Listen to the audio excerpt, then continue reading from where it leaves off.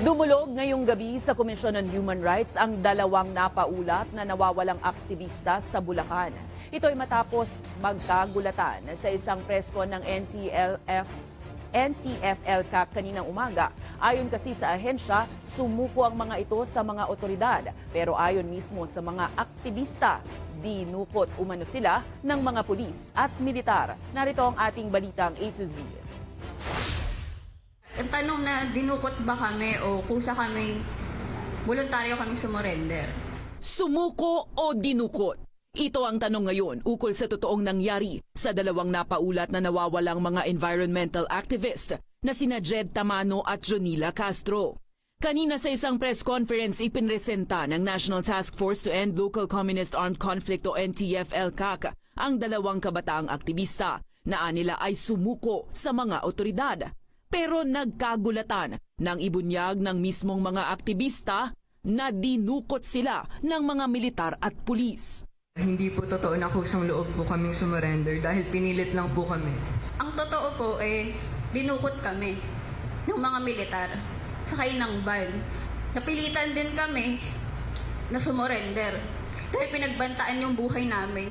Agad na pinutol ng NTF-ELCAC at binura ang livestream ng presscon. Pero bago yun, nanindigan ng ahensya sa kanilang unang pahayag na kusang sumuko sina Castro at Tamano. Klarong-klaro po sa atin, sa militar po, ang lahat ng proseso. From tanggapin namin sila hanggang ngayon po na punto na to. Kailangan natin tulungan pa rin yung ating dalawang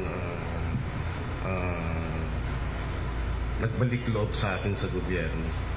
Anong pa man dahilan yan, we are here. Kaya ang National Task Force, katuwang ng ating local government unit, ay handang tumulong. Agad namang tiniyak ni Justice Secretary Jesus Crispin Remulla na iimbestigahan ang nangyari.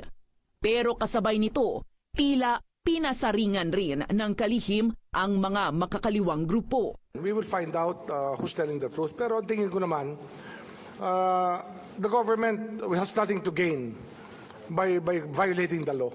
I think that's very clear to all of us. Ngayong gabi, dumating sina Castro at Tamano sa tanggapan ng Commission on Human Rights para sa isang closed-door meeting. Matapos nito, nagpasalamat ang dalawa sa mga taga-suporta at sa media. Sa patunayan din natin sa mga nangyari nitong nakaraan na yung kabastuhan ng paglaban natin,